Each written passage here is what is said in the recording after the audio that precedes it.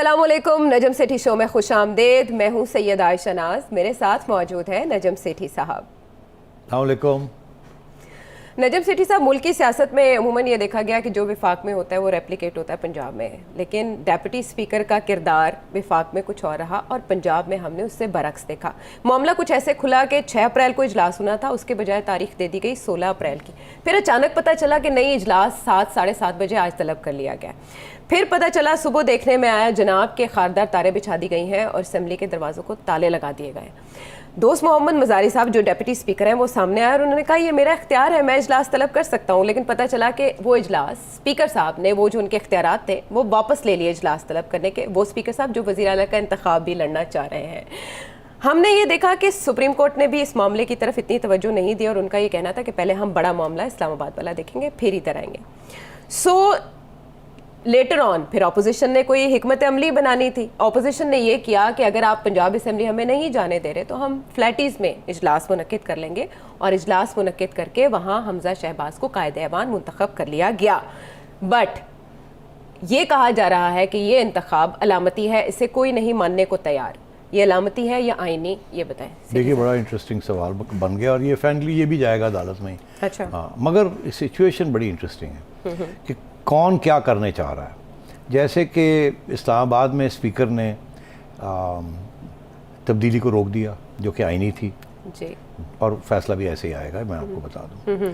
यहाँ स्पीकर ने जो खुद अब खड़ा होना चाह रहे हैं, उन्होंने देखा मैं हार रहा हूँ, बिल्कुल उसी किस्म के इकदाम यहाँ किए हैं कि ये मामला आगे बढ़े ही ना और इसको मुलतवी कर दिया जाए। ठीक है। और अगर वो असेंबली मीट करती तो उसमें वोट ऑफ नो कॉन्फिडेंस भी लगा हुआ है और वोट ऑफ कॉन्फिडेंस भी इन्होंने लेना था, वो फारग हो जाना था शौक ये अपने स्पीकर साहब ने, परवेज़ इलाही साहब ने।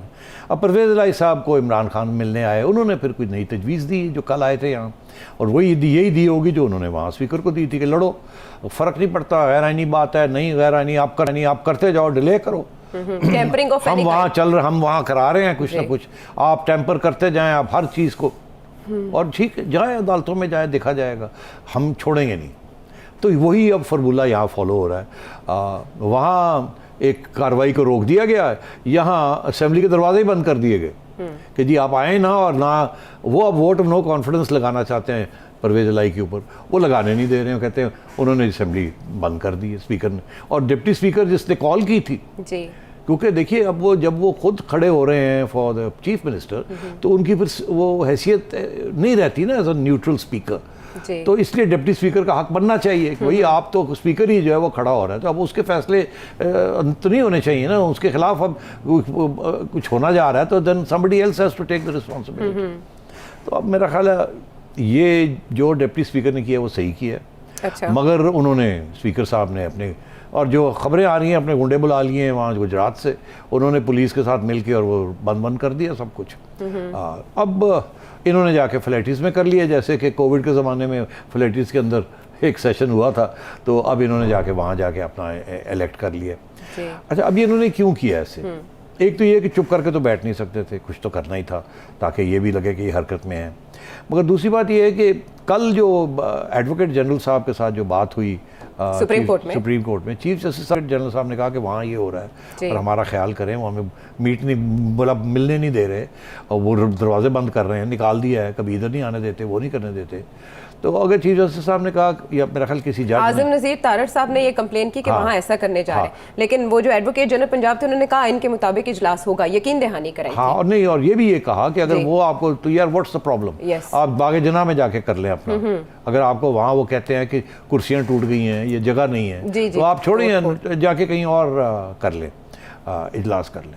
ये बाय द वे यही आर्ग्यूमेंट हो सकती थी इस्लामाबाद में भी, जब वो OIC के लिए उन्होंने कहा था कि parliament house is not available, तो कहीं और भी कर सकते थे, नहीं किया उन्होंने, पूरा खींचा जितना वो खींच सकते थे। यहाँ तो उस किस्म की सिचुएशन ही नहीं है खींचने वाली। तो अब बात यह है कि इन्होंने कहा ठीक है जी, वो एक जो रिमार्क था, बहर चीफ जस्टिस साहब का रिमार्क था या किसी जज साहब का रिमार्क था कि कहीं और जाके आप कर लें अगर आपको ऐसे, तो उन्होंने जाके फ्लैटीज़ में कर लिया, तो उन्होंने सहारा लिया है एक रिमार्क का सुप्रीम कोर्ट के अंदर। और पंजाब गवर्नमेंट जो है बुज़दार साहब की और परवेज़ इलाही साहब की, उसका टॉप लीगल ऑफिसर उनके खिलाफ हो गया। अच्छा। उनका डिप्टी स्पीकर उनके खिलाफ हो गया और 199 मेंबर्स उनके खिलाफ हो गए, मेजॉरिटी। तो अब अखलाकी तौर पे भी they have a right to form the government. और अब होगा यही कि वो अब फिजिकली वो उनके कंट्रोल में है। अब बड़ी इंटरेस्टिंग डेवलपमेंट है आयशा जी। अगर हमजा शहबाज कहता है जी और ये चैलेंज करता है कि हम गवर्नमेंट अब हमारी है, और तो बात गवर्नमेंट तो उसकी होती है ना जिसके ऑर्डर्स ओबे किए जाते हैं। जी सेक्रेटरीज किसके ऑर्डर्स ओबे करेंगे?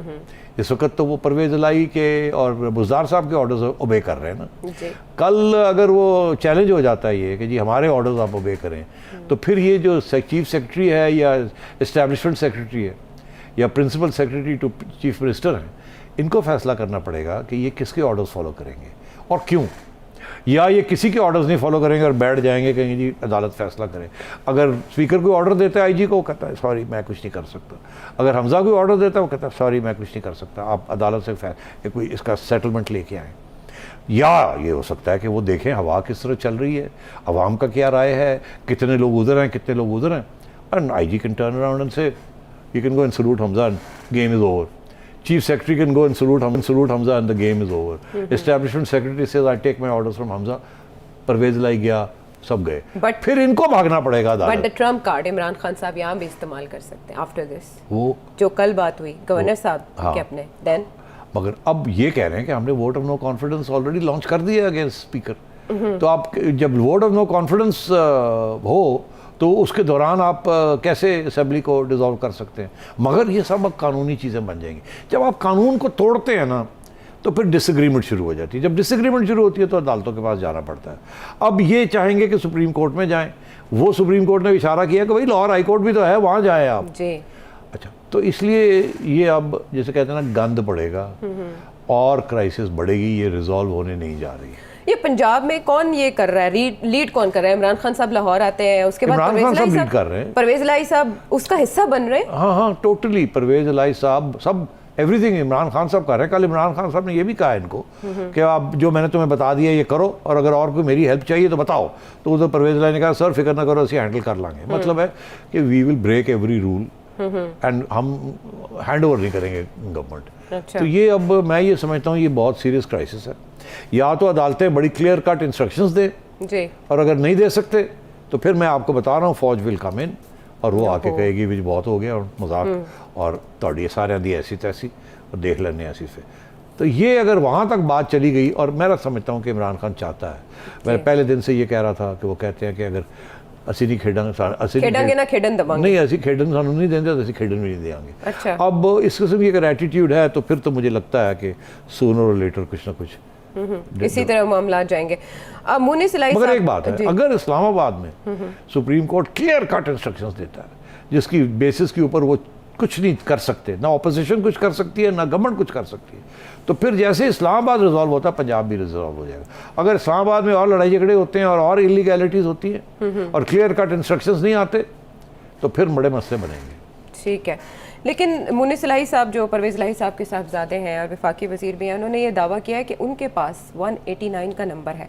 इधर 199 शो हो चुके हैं जो अलामती तो वो इजलास खत्म है। होगी बात। तो उनके दावा जो है वो सिर्फ हवा में तीर है। हवा में ही है, बिल्कुल उसकी कोई हैसियत नहीं है, उसकी कोई हैसियत नहीं है। इनके पास यही तो था मसला कि आप दिखाएं कितने हैं, आपने वोट ऑफ कॉन्फिडेंस लेना जी। है तो आप दिखाएं ना आपके पास 186 हैं कि नहीं है।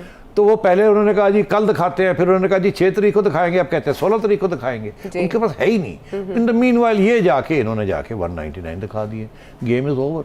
अब बात ये है कि इस वक्त तक तो कानून जो है वो क्या कहता है, वो सिवाय अदालतों के और कोई फैसला नहीं कर सकता। अगर ये खुद नहीं मानते एक दूसरे की बात तो फिर वही जाना पड़ेगा। और अगर अदालत, मैं फिर ये कहता हूँ, क्लियर कट इंस्ट्रक्शंस नहीं देंगे, जजमेंट नहीं देंगे, जिसके बेसिस के ऊपर क्लैरिटी नहीं आएगी और मामला ख़त्म हो जाएगा जिस तरह भी होता है, तो फिर मैं आपसे ये कहता हूँ फौज विल स्टेप इन। यानी कानून अंधा होता है और अगर ज्यादा अंधा हो जाए तो फिर लाठी पकड़नी पड़ती है। Absolutely something like that. अच्छा, तो परवेज इलाही साहब की अब नेक्स्ट स्ट्रेटजी क्या होगी इस इजलास के बाद आपके ख्याल में? जाहिर है उनका प्लान बी भी होगा। उनका प्लान भी यही है कि जी उनकी। वो अभी गवर्नमेंट के ऊपर बैठे हुए हैं, वो बुज़दार चीफ मिनिस्टर, वो कहते हैं हम हैं। अगेन वो ऑर्डर्स जो भी पास करेंगे ना, अभी देखिए ना आज पुलिस ने, उन्होंने बुलाया, पुलिस ने रोक दिया, ठीक है ना, नहीं आने दिया ना किसी। तो अब बात यह है कि एडमिनिस्ट्रेशन किसका हुक्म मानेगी? ये कल से पता चलेगा। ये कल से पता चलेगा। और अगर एडमिनिस्ट्रेशन, अगर पुलिस को बुलाते हैं और पुलिस आती नहीं है, पुलिस तो आएगी, आईजी कहेगा तो पुलिस आएगी ना जी। आज तो भेज दिया उसने, इसके बाद आईजी क्या फैसला करेगा? इसके बाद एस्टैब्लिशमेंट डिवीजन का सेक्रेटरी वो क्या फैसला करेगा? किसके ऑर्डर्स फॉलो करने? अगर वो हमजा के ऑर्डर्स फॉलो करेंगे तो वो उल्टे मारन, वो बार काट के मारन पुलिस वाले और चौधरी परवेज अलाई और बुजार। ठीक है, मगर अगर वो कुछ करते नहीं हैं तो फिर तो ये again as I said it will go there. और वो मेरा ख्याल रिस्क कोई भी नहीं लेगा। सब ऐसे ही है कि unless they have strong political affiliations, bureaucracy का ये है कि वो पेन डाउन करके बैठ जाएगी। अगर वो बैठ जाती है तो केओस बनेगा यहाँ। Right. जब केओस होगा तो फिर उसमें एज आई सेड फिर एक ही खला जब होती है तो फिर एक ही फोर्स है जो मूव इन करती है। अब इस सिचुएशन में अलीम खान साहब तो वाज़े पोजीशन ले चुके हैं, जहांगीर तरीन साहब वापस आ रहे हैं, खबरें हैं ऐसी। जहांगीर तरीन साहब ने भी तो वाज़े पोजीशन ले ली है ना आयशा, उनके बंदे बैठे हुए थे वहाँ। अब क्या रह गया? वो आ रहे हैं पक्का करने के लिए और अच्छा। अपनी जो बंदे हैं उसको क्या मिलना है और क्या नहीं मिलना वो उसके निगोशिएट करने आ रहे हैं वो। बिकॉज अब बहुत क्रिटिकल फैक्टर आने वाले हैं आगे कि कितनी देर, अगर इनकी हुकूमत आती है तो कितनी देर के लिए आएगी, कितनी मिनिस्ट्रीज मिलेंगी, ये सारी बातें जो हैं वो जहांगीर तरीन साहब खुद निगोशिएट करेंगे। तो ये जो नेक्स्ट इलेक्शन है इसमें इंडिविजुअल रहेंगे एज अ पार्टी या नून लीग के साथ ही इनका इत्तेहाद? आप नहीं, ये अपने ग्रुप्स रखेंगे। देखिए ये ग्रुप्स अपने अपनी टर्फ लेके बैठेंगे। इंटरिम जो अरेंजमेंट है, जब तक फुल फ्लैश इलेक्शन नहीं होती, ये अपने आप को महफूज करेंगे, अपने आप को स्ट्रॉन्ग करने की कोशिश करेंगे। तो ये कंसेशंस देनी पड़ेंगी हमजा को, इन सबको। ठीक है, मगर जब इलेक्शन का वक्त आएगा तो देन गो देन एवरीबॉडी अपनी दौड़। हाँ, तो मेरा ख्याल है कुछ सीट एडजस्टमेंट्स ये वो वगैरह ये हो जाएगा, ये होती रहेंगी। फिलहाल जो टारगेट है वो एक ही है। हाँ। और वो इमरान खान साहब है और पंजाब से इमरान खान साहब की हुकूमत का खात्मा है, लेकिन दोनों तरफ से भरपूर ताकत का मुजाहरा करने की कोशिश की जा रही है। सेठी साहब ने कहा कि ब्यूरोक्रेसी का बैक देखना होगा कि वो किस तरफ मूव करते हैं हवाओं का रुख देकर। लेकिन फिर निगाहें सुप्रीम कोर्ट ऑफ पाकिस्तान पर है, वहाँ क्या हो रहा है? ब्रेक के बाद वापस आएंगे, डिस्कस करेंगे।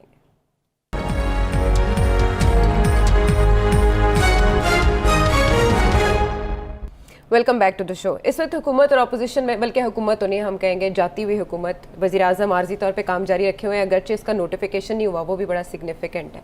हुकूमत और अपोजिशन के दरमियान जो भी मैच चल रहा है उसमें अदालत अंपायर का किरदार या रेफरी का किरदार अदा कर रही है और जब तक फैसला नहीं आता गैर यकीनी सूरत हाल बरकरार रहेगी। हमने देखा इतवार को सो मोटो लिया गया तो ऐसे लगा जैसे पीर तक कुछ ना कुछ हो जाएगा, लेकिन उस दिन ये था कि हम जल्द फैसला करेंगे, उससे अगले दिन हम मुनासिब फैसला करेंगे, फिर उसके अगले दिन हमने फैसला हो सकता है आज ही सुना दें, लेकिन हमने देखा कि एक बार फिर कल सुबह तक ये कार्रवाई जो है वो मुलतवी हो गई है, समात मुलतवी होगी और अब हुकूमती वकला की बारी है। अटर्नी जनरल हैं, बाबर अमान साहब हैं, वो भी वक्त मांग रहे हैं अपने दलाइल मुकम्मल करने के लिए। सिर्फ साहब, जज साहिबान पे भी जो प्रेशर माउंट हो रहा है, उनको उस दबाव का अंदाज़ा है, वो बार बार अदालती कार्रवाई में तस्करा भी कर रहे हैं कि हमारे हवाले से बातें हो रही हैं लेकिन हम हवा में फ़ैसला नहीं देना चाहते।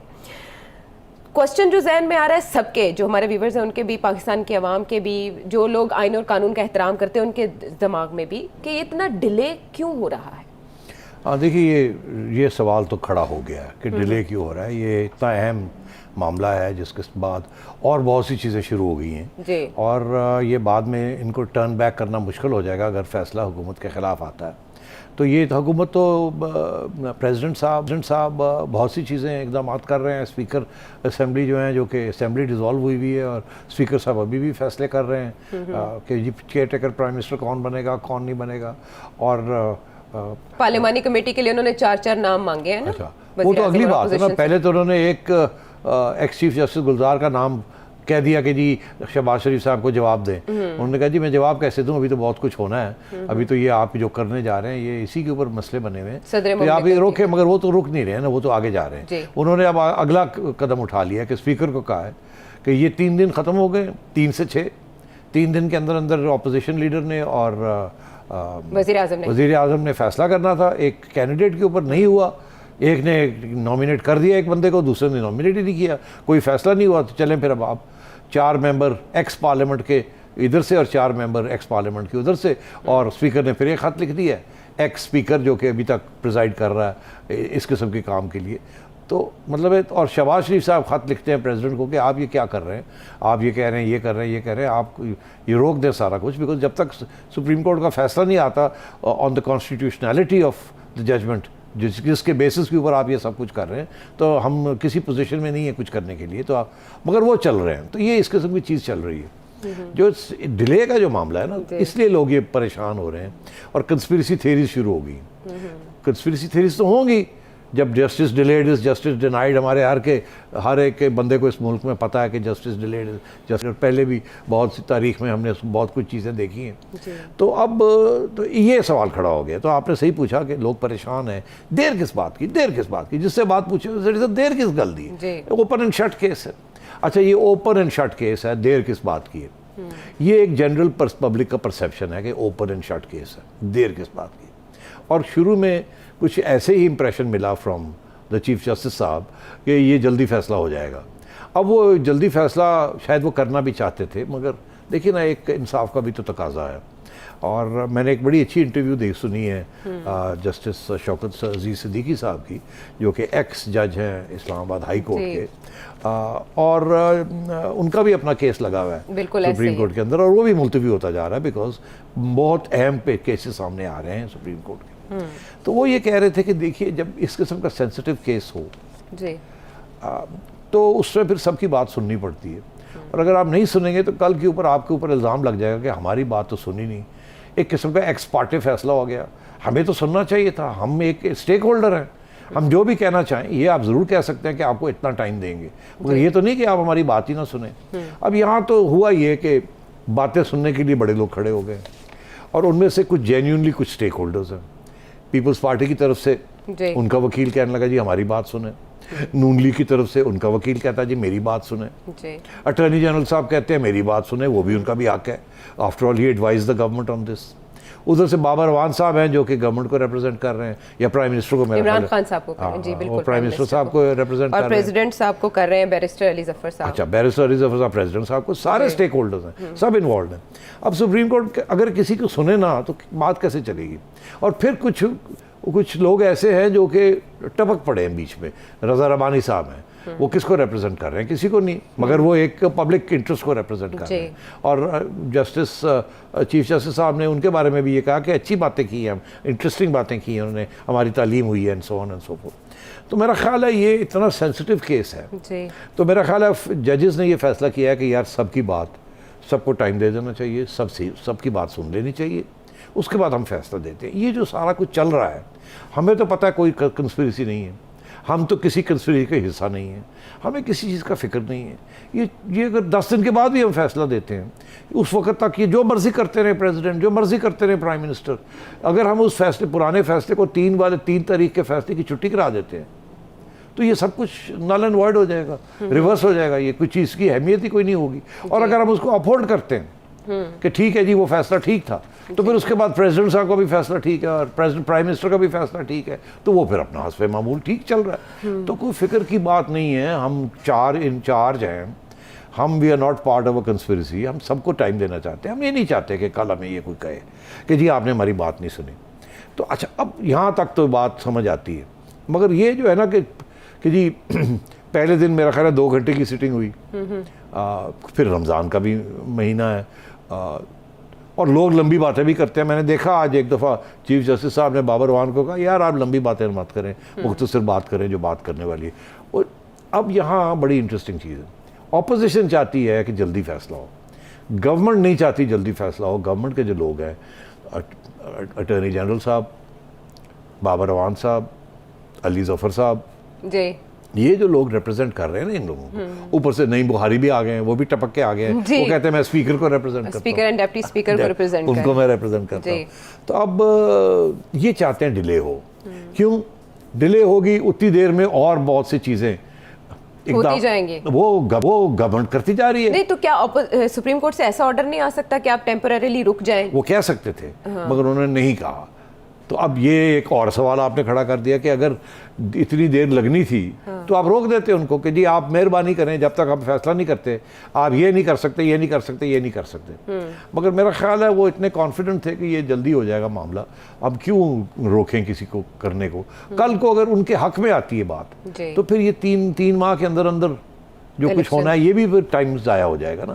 तो मेरा ख्याल है इसलिए उन्होंने उसको रोका नहीं कि आप करते जाएं, ऑपोजिशन नहीं उससे मानती तो ना सही देखा जाएगा। तो ये इस किस्म की सूरत हाल बनी हुई वहाँ। सूरत हाल ये भी बनी है कि अब हुकूमत इस तरह भी मामला ले जाना चाहती है कि आप उस पर जुडिशल कमीशन बना दें जो लेटर गेट का मामला है। अगरचे अदालत ने यह कह दिया कि हम खारिजा पॉलिसी के मामला नहीं देखेंगे, लेकिन हुकूमत ये डिमांड करेगी, लेटर लिखने का इरादा है हुकूमत का इस मामले में।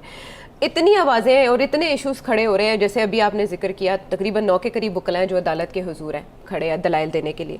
आपके ख्याल में कौन से ऐसे इश्यूज हैं जिनको अदालत अभी निपटाना चाह रही है और कौन से इश्यूज हैं जो बाद में पार्लियामान और अदलिया के सामने रहेंगे? देखिए आयशा, डिले करने के लिए और गवर्नमेंट की तरफ से बहुत से इश्यूज खड़े किए जा रहे हैं। एक तरफ ये है कि जी जुडिशल कमीशन कर दें। आपको पता है एक वक्त ऑपोजिशन ने, पहले प्राइम मिनिस्टर साहब कहते थे हम लेटर सुप्रीम कोर्ट को देंगे, जिसके बेसिस के ऊपर ये सब कंस्पिरेसी थ्योरी बनी है। फैक्ट तो वो एक है ना कि वो है ऐसी चीज़ या नहीं है ऐसी चीज़, वो ख़त सही है या गलत है, ख़त के अंदर जो लिखा है वो वही है जो प्राइम मिनिस्टर साहब कह रहे हैं या वो गलत है, क्या इसमें कोई कंस्पिरेसी अमेरिका की और ऑपोजिशन ने मिल के की है या नहीं है। ये है फैक्ट, ये इस्टेब्लिश करने वाली बात है। गवर्नमेंट ने इस्टेब्लिश करने की ये कोशिश की है प्रोपागेंडा के ज़रिए, हक़ाइक़ के ज़रिए नहीं, क्योंकि बहुत सी उनकी कहानी के अंदर मसले हैं और गोलियाँ होल्स हैं जैसे कहते हैं। और ऑपोजिशन यही कह रही थी कि जी आप क्लियर करें इस बात को पहले कि हम हैं या नहीं हैं, हमें प्रूफ तो दें बिफोर यू यूज़ आर्टिकल 5। अच्छा वो तो हुआ नहीं।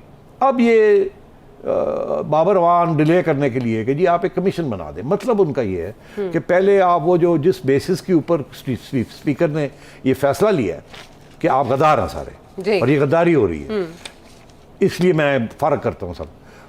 बाबर अवान कहते हैं चले जी फिर आप ये वो मंगवा लें सारी डिटेल, आप एक कमीशन बना दें। मतलब ये है कि 6 महीने ला दो तुसी कमीशन थे, उनती देर में इलेक्शन भी हम करवा देते हैं। जी बिल्कुल, वो ये सारा ड्रामा गई इलेक्शन कमीशन से। अब चीफ जस्टिस साहब देख रहे हैं इन बातों को, मगर फिर ये नईम बुखारी साहब हैं, ये बाकी लोग हैं, अली जफ़र साहब हैं, उन्होंने एक नए इश्यूज खड़े कर दिए। अली जफर तो 69 आर्टिकल 69 का कह रहे हैं आप उधर मुदाखलत ही नहीं हाँ, कर वो सकते। कहते हैं आप तो बात ही नहीं कर, सुन ही नहीं फायरवॉल है ये, सकते, आप तो सुन ही नहीं सकते। अच्छा तो वो भी इशू खड़ा कर दिया उन्होंने, उसको तो हल करना पड़ेगा। उसके बगैर अगर इन्होंने सुना है और वो कह रहे हैं आप सुन नहीं सकते, तो फिर उसका जवाब तो देना पड़ेगा। जहाँ तक बात है कमीशन बनाने की, उसके ऊपर उनके पास जवाब है कि हम अगर हम उधर अभी ना जाएं, बाद में देख लिया जाएगा। अब चीफ जस्टिस अब क्या कह रहे हैं, वो ये कह रहे हैं 2 बातें सिर्फ। एक ये, क्या हम सुन सकते हैं ये जो सुओ मोटो लेके स्पीकर ने जो किया है, जो फैसला किया है, जिस तरीके से किया है, इसके ऊपर हम गौर फिक्र कर सकते हैं कि अगर धज्जियाँ आइन की उड़ाई जा रही हैं तो क्या पार्लियामेंट के अंदर अगर ऐसे हो रहा है तो ठीक है वो पार्लियामेंट है, मगर एक तरफ माइनॉरिटी है एक तरफ मेजॉरिटी है जो कि नज़र आ रही है, तो फिर हम किसकी तरफ क्या हम मदाखलत नहीं कर सकते आइन। तो ये इशू वो देख रहे हैं। उनका जो मौक़िफ़ मुझे नज़र आ रहा है वो ये है कि प्रोसीजर्स जो हैं पार्लियामेंट के अंदर, उसको तो हम नहीं, स्पीकर की प्रोसीजर हम नहीं बात कर सकते, मगर जो अगर स्पीकर किसी कानून का या आइन की शिक्का है सहारा लेके कुछ करता है तो उसको हम देख सकते हैं। तो ये दोनों इश्यूज जो हैं इसके ऊपर वो अपना फैसला देंगे। अच्छा, मगर जो जज साहब ने फिर आगे जो बात कही है जी, वो ये कही है कि हमने देखना ये है कि आर्टिकल 5(1) जो स्पीकर ने इस्तेमाल किया, क्या उसका बेसिस क्या था, क्या फैक्ट था जो स्पीकर के पास था जिसके बेसिस के ऊपर उन्होंने ये उड़ा के रख दिया सब। उनका ये मौक़िफ़ है जो मुझे नज़र आ रहा है कि स्पीकर ने कुछ वजाहत नहीं की। क्या उनके आगे फाइल आई थी, क्या उस फाइल का हवाला दिया उन्होंने, क्या वो फाइल के अंदर लिखा था, क्या केस उन्होंने बनाया पहले जिसके बेसिस के ऊपर उन्होंने छुट्टी करा दी, या वो फवाद चौधरी साहब खड़े होकर कहा गद्दार है जी और कहा जी एक साजिश है चलो जी निकाल दो जी। अच्छा, अब गवर्नमेंट जो मौक़िफ़ ले रही है आयशा, वो यही ले रही है कि हमने तो इस्टेब्लिश कर दिया पहले ही, हमने तो कहा कि ये ख़त में ये लिखा है ये लिखा है ये लिखा है, मगर अब वो भी प्रॉब्लम बन गया है कि उसके अंदर है क्या, अभी तक वो क्लियर नहीं हो रही। तो मीटिंग मिनट्स जो मांगे हैं उससे होगा क्लियर? अच्छा, अब वो कहते हैं जी मिनट्स देख लें, ये देख लें वो देख लें। तो मेरा ख्याल है कि मिनट्स जो भी हैं या जो भी नहीं है, मेरा ये ख्याल है कि अदालत ये फैसला करेगी कि बेसिस कोई नहीं था, कोई इस्टेब्लिश कंस्पिरेसी नहीं थी, या तो इस्टेब्लिश कंस्पिरेसी होती जो कि मानी जाती कि ये कंस्पिरेसी, उसके बेसिस के ऊपर अगर स्पीकर करता तो शायद हम फिर मदाखलत ना करते, मगर उसने तो इस्टेब्लिश ही नहीं किया। जी। तो मेरा ख्याल है वो इस तरफ जाएंगे, मगर उससे पहले ये फैसला करना पड़ेगा कि ये इतना अहम और संगीन किस्म का ये मामला है जिसका आइन के साथ और आइन की धजिया के साथ ताल्लुक है, तो फिर इसीलिए हमें देख सकते हैं और हमने देखा भी है। तो जो साहब अली जफ़र साहब जो आर्ग्यूमेंट दे रहे हैं उसको ये उड़ा के रख देंगे, कहेंगे नहीं मानते आपकी बात, और ये देख रहे हैं हम, हमारा हक बनता है। और उसके बाद ये फैसला यही आएगा जो मुझे लग रहा है कि ये जिस बेसिस के ऊपर स्पीकर ने ये इतना बड़ा फैसला लिया है उसका बेसिस था ही नहीं, या एस्टैब्लिश नहीं हुआ था। अगर है तो दिखाएं, नहीं हुआ तो एस्टैब्लिश नहीं हुआ, तो इसलिए हम ये फारग कर रहे हैं। कल को आप एस्टैब्लिश करते हैं तो देखा जाएगा।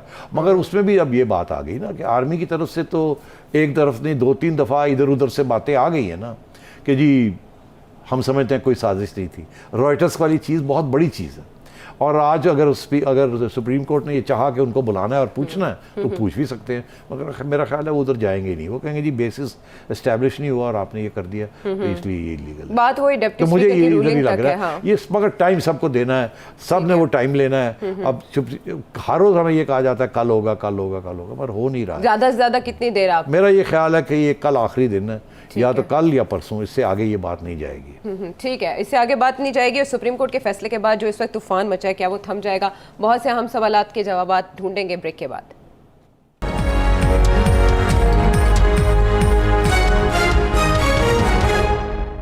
Welcome back to the show.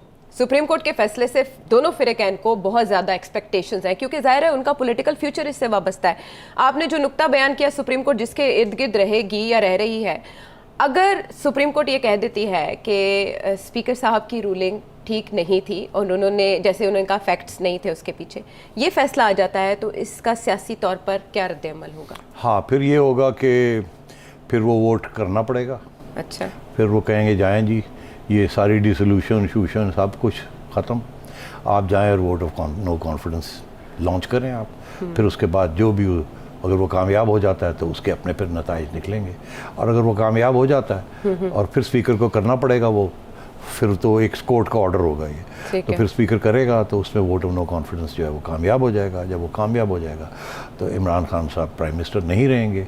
उसके बाद उन्होंने तो स्पीकर के ख़िलाफ़ भी vote of no confidence launch कर दिया, फिर ये वहाँ कार्रवाई होगी। मगर मैं ये समझता हूँ कि शहबाज शरीफ साहब को प्राइम मिनिस्टर बनने से पहले स्पीकर फिर गड़बड़ करेगा। देखिए ये स्टेजेस की गड़बड़ है ना। पहली गड़बड़ तो ये हो गई जिसके ऊपर अब हफ्ता लग गया। कल को स्पीकर ने कहा अच्छा जी ठीक है कर लो, उसके बाद फिर स्पीकर ने हाउस को कॉल करना है to elect the prime minister, the next leader of the house, वहाँ भी वो गड़बड़ कर सकता है। फिर उसकी अपनी वोट ऑफ नो कॉन्फिडेंस उसके खिलाफ है, उसको भी वो डिले कर सकता है। तो स्पीकर गन तो बहुत डाल सकता है, इसमें कोई शक ही नहीं है।